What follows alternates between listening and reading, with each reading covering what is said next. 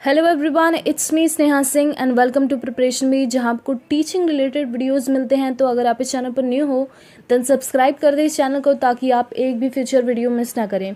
इस वीडियो में हम देखेंगे नेशनल एजुकेशन पॉलिसी 2020 जो अप्रूव हो गई है 29 जुलाई को। सो इसके फीचर्स देखेंगे, पॉलिसी में क्या क्या चेंजेस हुए हैं, ये सारी चीज़ें देखेंगे। पॉलिसी का मोटो है access, equity, quality, affordability and accountability. India में हर एक बच्चे तक एक्सेस पहुंच सके, हर एक बच्चा एक्सेस कर सके एजुकेशन को। आने वाले दिनों में ये कोशिश की जाएगी। इक्विटी हो, प्रोसेस हमारा फेयर हो, हर एक बच्चे तक एजुकेशन पहुंच सके फेयरली। क्वालिटी एजुकेशन दी जाएगी, हर एक बच्चे को अफोर्ड कर सके हर एक इंसान, हर एक बच्चा। और अकाउंटेबिलिटी बढ़े, जिम्मेदारी जवाबदेही बने पेरेंट्स की, टीचर्स की और हमारे एजुकेशन सिस्टम की। ये जो नेशनल पॉलिसी है वो आई है 34 साल बाद। इसके पहले जो नेशनल एजुकेशन पॉलिसी थी वो 1986 में आई थी, और 2017 में एक कमेटी बैठी, doctor K Kasturirangan's committee for draft national education policy, और इसको सबमिट किया गया ये ड्राफ्ट MHRD को 2019 में। इसी ड्राफ्ट को काट छाट के ये पॉलिसी बनी है, और इसके फीचर्स, एम्स, ये सारी चीज़ें हम देखेंगे। अब पॉलिसी का क्या एम है? Universalisation of education from pre school to secondary level with 100% gross enrolment ratio in school education. Universalise करना है एजुकेशन को प्री स्कूल से सेकेंडरी लेवल तक, और जो स्कूल में एनरोलमेंट होता है उसको 100% तक करना है। हर एक बच्चा स्कूल में एनरोल करे, ये एम है पॉलिसी का। वोकेशनल एजुकेशन जो होता है, जिससे बच्चे सीखते हैं स्किल्स नई नई, वो उसका ग्रोस एनरोलमेंट रेशियो करना है 50%, जो फ़िलहाल 26.3% है। और हायर एजुकेशन में एनरोलमेंट हो 50% बाय 2035, ये एम है पॉलिसी का। अचीव करनी है literacy and numeracy 100% in primary schooling by 2025। जब बच्चा प्राइमरी से निकलता है तो उससे वो लिटरेट हो जाए, उसे पढ़ना आ जाए, और न्यूमरेसी, संख्या का ज्ञान हो जाए उसे, ये 2025 तक करना है। And bring back 2 crore school childrens, जो ड्रॉप आउट्स हैं, जो स्कूल एजुकेशन में अभी तक एनरोल ही नहीं किए हैं, उनको वापस लाना है स्कूल तक। कैसे करना है? ये इंफ्रास्ट्रक्चरल सपोर्ट देकर करना है, और ओपन स्कूलिंग के थ्रू, NIOS के थ्रू उन बच्चों को वापस लाना है स्कूल तक, ये एम है पॉलिसी का। अब हम देखेंगे की points of the policy. School level पर कौन कौन से चेंजेस हुए हैं वो देखेंगे। द थिंग इज, पहला पॉइंट है टू टीच इन रीजनल और लोकल और mother language till grade 5 and preferably till grade 8 wherever possible. बच्चों को उनकी मातृभाषा या फिर जो लोकल लैंग्वेज है, जो रीजनल लैंग्वेज है, उसमें सिखाना है 5वीं तक, और अगर जहाँ पर मुमकिन हो 8वीं तक सिखाना है। और पॉलिसी में साफ साफ लिखा है कि कोई भी लैंग्वेज बच्चे पर इम्पोज नहीं की जाएगी, और 3 लैंग्वेज पॉलिसी फॉलो की जाएगी। जब बच्चा 8वीं से पढ़ के निकलता है तो उसे 3 लैंग्वेज का ज्ञान हो, 3 लैंग्वेज के बारे में पता हो, और जिसमें से 2 लैंग्वेजेस इंडिया की नेटिव लैंग्वेजेस होंगी। एंड जो स्ट्रक्चर है उसको बदल के, जो पहले 10+2 था उसको बदल के 5+3+3+4 कर दिया गया है, जिसमें जो 5 लेवल है उसमें जो 3 साल है शुरुआती वो प्री स्कूलिंग के होंगे, और बाकी जो है वो नॉर्मल स्कूलिंग होगी। ये स्ट्रक्चर का सबसे अच्छा फ़ायदा ये है कि जो शुरुआती 3 साल हैं, जैसे कि जब पहली बार जब बच्चा स्कूल में जाएगा तो उसकी उम्र होगी 3 साल अब इस स्ट्रक्चर के थ्रू। तो इससे जो 3 से 6 साल की उम्र के बच्चे हैं उसको स्कूल में लाया जाएगा। ये ऐसा क्यों किया जा रहा है? क्योंकि ये जो उम्र होती है उनको स्कूलिंग नहीं मिल पाती है, और ये बहुत ही क्रूशियल स्टेज होता है लर्निंग के लिए, इसीलिए स्ट्रक्चर में चेंजेस किए गए हैं। Vocational education will start from grade 6 से चालू कर दी जाएगी कोई ना कोई स्किल सिखाना बच्चों को।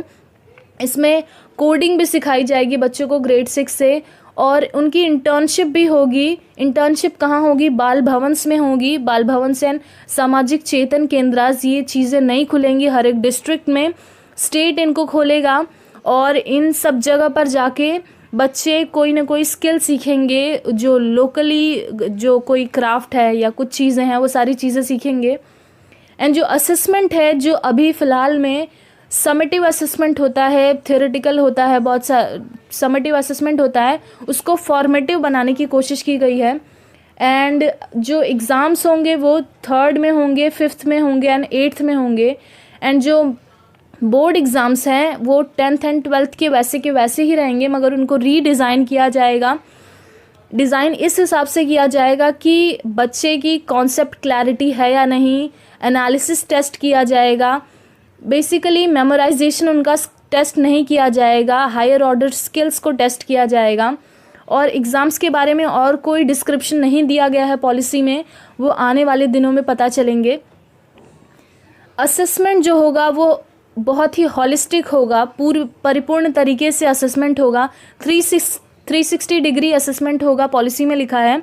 और जो प्रोग्रेस कार्ड बनेगा, जो हम अभी तक हमें रिपोर्ट कार्ड मिलता है एक क्लास से निकलने पर, जिसमें हमारे मार्क्स लिखे होते हैं, टीचर का ऑब्जर्वेशन लिखा होता है, वैसा नहीं होगा अब प्रोग्रेस कार्ड बनेंगे, जिससे प्रोग्रेस ट्रैक होगी। उसमें पीयर्स का ऑब्जर्वेशन भी लिखा होगा, टीचर्स का ऑब्जर्वेशन लिखा होगा, पेरेंट्स का ऑब्जर्वेशन लिखा होगा, कॉम्पिटेंसी बेस्ड टेस्ट होंगे एंड हायर ऑर्डर स्किल्स को टेस्ट किया जाएगा एग्ज़ाम्स में। और पॉलिसी में एम्फसाइज़ किया गया है early childhood care and education को, जो 3 से 6 साल की उम्र के बच्चे होते हैं, जब 5वीं तक अर्ली चाइल्डहुड एंड केयर को ध्यान दिया जाएगा। इस पर काफ़ी फोकस दिया गया है। आंगनवाड़ी एंड प्री स्कूल्स में टीचर्स को ट्रेन किया जाएगा और अलग अलग फ्रेमवर्क्स बनेंगे उसके लिए। एंड जो socially and economically disadvantage group हैं उनके लिए स्पेशल एजुकेशन जोन्स बनेंगे। जेंडर इंक्लूजन फंड बनाया जाएगा इंक्लूजन के लिए, और जो पर्सन विद डिसेबिलिटी है उनको रेगुलर स्कूल्स में पढ़ाया जाएगा। बेसिकली इसमें किसकी बात की गई है? इंक्लूजन की बात की गई है। समाज के, सोसाइटी के जितने भी लोग हैं सबको एक साथ लेके चलने की बात की गई है। And by 2030 qualification to teach will be integrated BEd of 4 years। अभी तक जो क्राइटेरिया है पढ़ाने का, जो डिग्री आपको चाहिए होती है वो बीएड की चाहिए होती है, या बीटीसी या डीईएल एड होता है, वो सब बदल कर 2030 तक उसको इंटीग्रेटेड बीएड कर दिया जाएगा 4 years का। और जो प्राइवेट इंस्टीट्यूट्स हैं, स्कूल्स हैं, कॉलेजेस हैं, उन पर लगाम लगाई जाएगी फ़ीस के मामले में। फ़ीस को एकदम मिनिमल रखा जाएगा और सब स्टैंडर्ड्स होंगे। टीचर रिक्रूटमेंट बहुत रोबस्ट होगा, बहुत तेज़ी से रिक्रूटमेंट प्रोसेस आगे के दिनों में देखने मिलेगा। एंड मेरिट बेस्ड प्रमोशन होगा एजुकेशन। मेरिट बेस्ड प्रमोशन से ये होगा कि आपका प्रमोशन हो कि आप एजुकेशन मिनिस्टर बन सकते हैं, एडमिनिस्ट्रेटर बन सकते हैं, या फिर टीचर एडुकेटर बन सकते हैं। एंड परख का एस्टैब्लिशमेंट होगा। परख क्या है? ये एक स्टैंडर्ड सेटिंग बॉडी है, और जो SSSA दिख रहा है ये दोनों स्टैंडर्ड सेटिंग बॉडी हैं जो स्टैंडर्ड्स बनाएंगी स्कूल्स के लिए। परख क्या है? Performance assessment, review and analysis of knowledge for holistic development and state school standard authority. ये दोनों चीज़ें क्या करेंगे? स्टैंडर्ड्स बनाएंगी स्कूल्स के लिए। एंड टेक्नोलॉजी का यूज़ सिर्फ असेसमेंट में नहीं किया जाएगा, प्लानिंग में भी इसका यूज़ होगा, administration and management and regulation में, ये सारी चीज़ों में टेक्नोलॉजी का यूज़ किया जाएगा। फोरम्स बनेंगे, पोर्टल्स बनेंगे, जिसमें स्कूल्स अपने इन्फॉर्मेशन अपने स्कूल्स की बारे में बता सकें। सेल्फ डिस्क्लोजर पॉलिसी होगी। अब हायर एजुकेशन में कौन कौन से चेंजेस हैं वो देखेंगे। यूजी जो अंडर ग्रेजुएट कोर्सेज हैं वो 3 से 4 साल के होंगे एंड पोस्ट ग्रेजुएट 1 या फिर 2 साल का होगा। एमफिल की डिग्री को पूरी तरीके से हटा दिया गया है और इंटीग्रेटेड 5 ईयर बैचलर्स या मास्टर्स डिग्री होंगी। एंड मल्टीपल, ये बहुत ही अच्छा रिफॉर्म है। Multiple entry and exit options होंगे। जो हायर कोर्सेज हैं उनमें अगर आप 1 साल के बाद अपनी पढ़ाई किसी कारण से छोड़ रहे हो तो ऐसा नहीं होगा कि आपका पिछले की जो पढ़ाई है पूरी तरीके से उसकी कोई वैल्यू ना रहे, ऐसा नहीं होगा। अगर आप 1 साल बाद किसी भी रीज़न से छोड़ रहे हो पढ़ाई तो उसके लिए सर्टिफिकेट मिलेगा, एंड डिप्लोमा का सर्टिफिकेट मिलेगा आफ्टर 2 इयर्स, एंड डिग्री का सर्टिफिकेट मिलेगा आफ्टर 3 इयर्स, एंड रिसर्च के लिए मिलेगा आफ्टर 4 इयर्स। एंड मेरू क्या है? मेरू है multi disciplinary education and research universities बनाई जाएंगी, जो IIT IIM है उनके तर्ज पर बनाई जाएंगी ये सारी। And academic bank of credit बनेगा। ये क्या है? एक डिजिटल पोर्टल बनेगा या फोरम बनेगा, डिजिटल पोर्टल बनेगा जिस पर आपके सारे एकेडमिक क्रेडिट्स होंगे। ये बनाया जाएगा क्योंकि अगर आप किसी एक कॉलेज से दूसरे कॉलेज में जा रहे हो तो वो ट्रांसफ़र ऑफ क्रेडिट ईजिली हो सके, इसलिए बनाया जाएगा। एंड एजुकेशन सिस्टम को हॉलिस्टिक बनाने की कोशिश की गई है, फ्लेक्सिबल हो सिस्टम, एंड मल्टी डिसिप्लिनरी बनाया गया है। क्योंकि इसमें कोई भी सेपरेशन नहीं होगा। अब स्ट्रीम्स के बीच में extra curricular activities, vocational streams, किसी में भी किसी तरह का सेपरेशन नहीं होगा। सब्जेक्ट कॉम्बिनेशन कुछ भी हो सकता है। अब साइंस का बच्चा आर्ट्स के सब्जेक्ट पढ़ सकता है, आर्ट्स का बच्चा कॉमर्स के सब्जेक्ट पढ़ सकता है। सारी चीज़ें बच्चों को सिखाई जाएंगी अब। और जो रेगुलेटर्स हैं, वो रेगुलेटर्स जो अभी तक हायर एजुकेशन के लिए UGC था, वो उनको अब 4 पिलर्स होंगे रेगुलेशन में।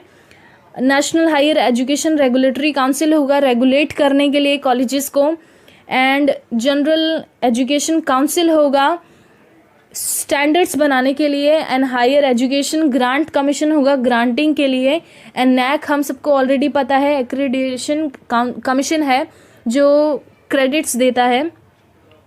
एंड एफिलिएशन सिस्टम को पूरी तरीके से ख़त्म कर दिया जाएगा आने 15 साल में।